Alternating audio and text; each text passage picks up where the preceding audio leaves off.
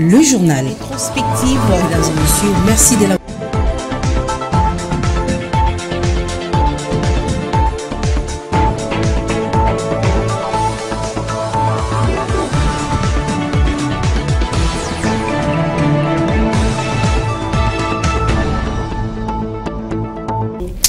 Bonsoir mesdames et messieurs, bienvenue dans cette grande édition d'information sur FM Télévision pour vous informer.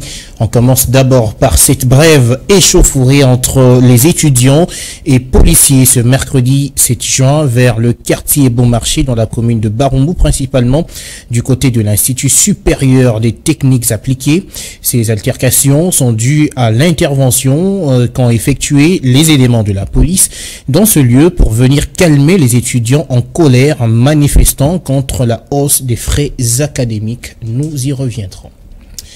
Pas de liberté provisoire pour Edouard Mwanga-Chouchou. La haute cour militaire a rejeté mardi pour la deuxième fois cette requête introduite par sa défense qui évoque des problèmes de santé de son client. On fait le point avec Annie Akolé.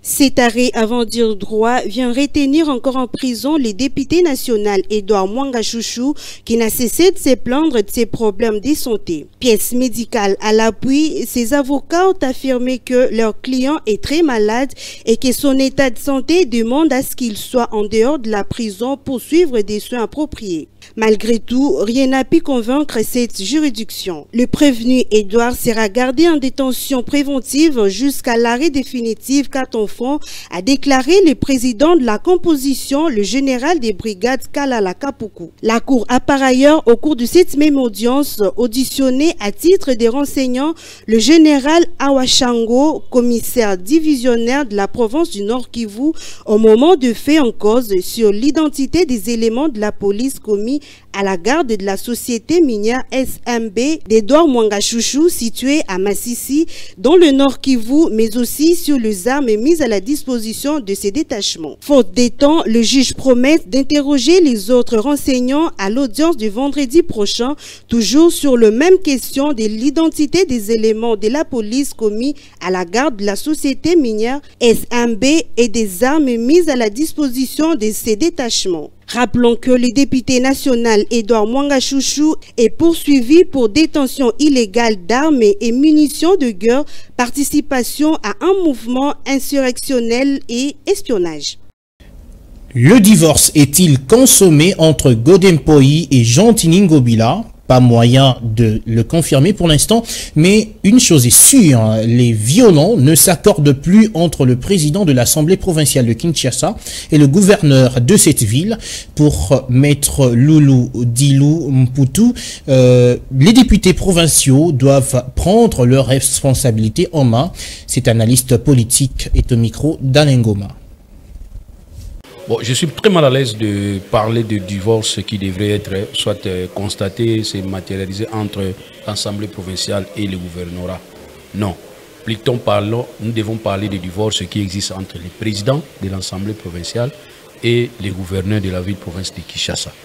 Parce que si vous pouvez avoir ce que nous appelons le devoir de mémoire, prenez toutes les déclarations du président de l'Assemblée provinciale de Kinshasa, de la manière dont il défendait les bilans, il défendait tout ce qui s'est passé au niveau de l'exécutif provincial de Jean-Tini Ngobila. Alors aujourd'hui, il va se rebiffer pour nous dire ce qu'il a écrit là-bas. Considérons ça comme un problème entre deux individus et non entre deux institutions. C'est ce que je vous recommande. À moins que les institutions judiciaires, ou IGF, ou soit la Cour des comptes puissent ouvrir les dossiers. Mais en tout cas, nous avons déjà constaté il y a de cela plus de 4 ans que ça n'allait pas au niveau de la ville de Kinshasa, sauf que c'est monsieur le président Godempoyi qui ne voyait qu'autre chose. Voilà. C'est ici que j'appelle maintenant tous les députés provinciaux de se remettre au travail, de faire en sorte qu'ils puissent corriger les erreurs, parce que vraiment c'est une erreur. Parce que moi je ne pouvais pas comprendre comment les représentants de la ville pouvaient admettre et encourager ce que les gouverneurs faisaient et aussi soutenu par le président de l'Assemblée provinciale, qu'aujourd'hui qu'on puisse se remettre en cause par rapport à sa gestion et d'écrire, donner même les éléments. Et aussi, je demande à la justice d'ouvrir peut-être un dossier pour savoir plus, parce que c'est qu'il y a un trou. Quand il y a On dit tant donc tous vivent dans l'eau. Je sais que peut-être il y a des choses qui vont intéresser la justice. Et puis le Sénat a voté 9 projets de loi de ratification présentés par le ministre des Finances Nicolas Kazadi. Bien avant cet exercice, l'Argentier national a fourni quelques détails relatifs aux préoccupations des sénateurs sur l'existence des arriérés de salaire des députés provinciaux. Ruth Dinanzei nous fait le point. Devant les sénateurs, le ministre des Finances a d'abord exposé l'économie générale de ces projets de loi tout en relevant la nécessité du vote de ces 9 accords entre la République démocratique du Congo et ses partenaires économiques. Lesquels accords visent essentiellement à améliorer les conditions de vie de la population congolaise. Avant le vote, le ministre Nicolas Kazadi a tour à tour répondu aux questions soulevées par les honorables sénateurs lors du débat général sur ces projets de loi de ratification. À une question de la sénatrice Francine Mouyumba portant sur l'existence des arriérés de salaire des députés provinciaux, le ministre Nicolas Kazadi a éclairé la lanterne des élus sur le paiement progressif des émoluments des députés provinciaux. Nous n'avons pas au ministère des Finances, au moment où nous parlons, un quelconque paiement, un DTO, qui concerne les assemblées provinciales ou les provinces qui n'a pas été signé. C'est ça la réalité. Pour ce qui est des arriérés passés, depuis le gouvernement Sama Lukonde, nous n'avons pas accumulé un seul arriéré vis-à-vis des assemblées provinciales. Pas un seul. Le dernier arriéré, c'était décembre 2022, qui a été payé au courant de cette année. Nous avons trouvé par contre des arriérés. Le gouvernement Ilunkamba. Nous avons réduit d'environ 5 mois ces arriérés. Nous ne les avons pas complètement terminés. Mais ça, c'est des arriérés que nous avons trouvés. C'est un stock d'arriérés que nous avons trouvé. Mais le gouvernement Sama Lukonde n'a pas accumulé un mois d'arriérés concernant les députés provinciaux. Au cours de la même plénière, 4 autres membres du gouvernement Sama Lukonde, accompagnés par le ministre en charge des relations avec le Parlement, Madame Anne-Marie Karoumé, ont défilé devant l'auguste plénière du Sénat pour répondre à la question orale avec débat du sénateur Denis Kambaye. La dite question touche quelques secteurs de la vie courante en RDC. Encore une autre nouvelle en bref, le pape François est de nouveau malade. Le souverain pontife a subi ce mercredi à Rome une opération de la laparotomie et chirurgie plastique de la paroi abdominale avec prothèse sous anesthésie générale. Cette opération chirurgicale entraînera plusieurs jours d'hospitalisation, a précisé dans un communiqué le directeur du service de presse du Vatican. Il faut dire que cette situation arrive dans un contexte d'inquiétude sur la santé du successeur de Saint-Pierre. On se rappelle que l'année dernière, son voyage en RDC a été reporté suite à ses douleurs au genou. Embouteillage, monstre, risque permanent d'accident. Voilà la réalité à laquelle les usagers de la route bypass dans son tronçon compris entre le rond-point Gaba et l'entrée Rigini sont confrontés. Depuis au moins 2 mois, cette route est délabrée au point de faire craindre le pire à la population. Blaise Ngongo et Enoch Mafuka nous font vivre ça en images. Le délabrement très avancé de l'avenue Bypass inquiète de plus en plus les Quinois en général et les conducteurs de transport en particulier qui éprouvent des difficultés quand il faut emprunter ces tronçons suite à son mauvais état qui crée des embouteillages en répétition. La route est complètement en état de délabrement très avancé. Nous n'arrivons pas à bien travailler. En plus, regardez la route comme elle est, pendant que nous payons les taxes de l'État. Nous demandons qu'on réhabilite ces tronçons pour qu'on travaille dans de bonnes conditions. Même s'il n'y a pas de cas de perte en vie humaine ou blessures par accident suite au délabrement de ces tronçons, certaines commerçantes ont payé de leurs marchandises. Bien qu'il y ait des risques permanents d'accidents, les mamans marcheurs acceptent quand même de vendre ici. C'est Dieu qui nous protège car en aucun cas on a connu une perte en vie humaine ou d'accident dû au dérapage de véhicules qui empruntent ces tronçons. On n'a jamais connu ce genre de cas ici. Regardez vous-même tous ces moments qui vendent, il n'y a aucun risque. La question que les usagers de ce tronçon se posent est de savoir à quoi sert l'opération Kinzero Trou lancée par le gouvernement provincial le 14 octobre 2022. Et puis, faut le dire, la même réalité est vécue aussi cette fois par la population du quartier Sans Fil dans la commune de Massina. Depuis au moins 6 mois, c'est le calvaire qui est vécu sur la route Matankomo qui se trouve dans un état piteux. Reportage Olga Kinaki et Rabifouka. Cette route est dévisagée, difficile pour le taximan et les motards de travailler paisiblement car exposés aux accidents. Certains pratiquants en ont été victimes. Nous n'arrivons pas à pratiquer cette route. Nos motos tombent souvent en panne. Je viens d'être victime d'un accident sur cette route. Tu peux transporter un client jusqu'à le salir au point de créer des incompréhensions. La route étant exiguë, la population elle-même la détériore en y déversant de l'eau et des déchets. Mais pour certains passagers, le manque d'entretien des caniveaux est aussi à la base de cette situation. Nous n'avons pas de caniveaux. Et la population jette tous ces déchets et l'eau juste sur la route. Puisque les autorités tardent à agir, les habitants du quartier se sont efforcés à se prendre en charge. Mais par manque de moyens, le projet n'a pas pu avancer. Nous avons fourni nos efforts avec notre propre sueur. Nous avons interpellé les conducteurs de nous venir en aide, mais ça ne marche toujours pas. Pour la population, les autorités doivent profiter de cette période de la saison sèche pour réhabiter ces tronçons.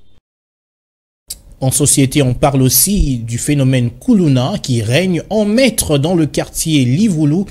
Dans la commune de Lemba, vol, attaque nocturne, incursion, bref, c'est le calvaire depuis plusieurs jours maintenant sur ce coin de la capitale. Le lieu choisi par ces délinquants pour opérer, c'est l'érosion qui se trouve entre l'arrêt Trinité et Elimo Santou. C'est un reportage de Pierre Koulimassi et Enoch Mafouka. Ici, c'est la voie par laquelle ces délinquants s'échappent. Le phénomène Kuluna devient de plus en plus dangereux sur ces coins à cause de plusieurs dégâts à leur actif. Certains habitants proches du lieu des crimes ont témoigné d'avoir vu les scènes qui les ont laissés sans voix. Je vais les baigner ici et j'arrête de travailler à 17 h pour rentrer à la maison à cause de cette insécurité. Dans ces milliers, on extorque le bien, on tue le gens et on le jette dans les caniveaux. Récemment, ils ont volé une moto à 21 h et ont frappé le motard avant de prendre fuite avec sa moto. Pendant que ces délinquants opèrent, les habitants qui sont aux abords entendent des cris de détresse des victimes, que ce soit la nuit ou le petit matin, mais ne savent que faire. On n'intervient pas quand les victimes sont en danger. Nous prenons fuite aussi car ils ont de machettes. Nous prenons fuite dans nos maisons car chacun protège sa vie. Au regard de tous ces événements, la paire habite désormais les passants. Nous sommes traumatisés. Ils ont tué un homme dernièrement, donc à partir de 19 h, nous prenons ce chemin avec beaucoup de crainte. Et pourtant, ces délinquants ne résident non loin du milieu. Ces Kuluna proviennent précisément de l'autre côté de l'érosion des Malolo. Pour rappel, le vice-premier ministre en charge de l'intérieur et sécurité, Peter Kazadi Kankonde, avait affirmé lors d'une conférence de presse que bientôt le phénomène va connaître son déclin. Et puis on va terminer ce journal en sport. Pas de club désigné jusque-là par la Fédération congolaise de football association pour les interclubs de la CAF.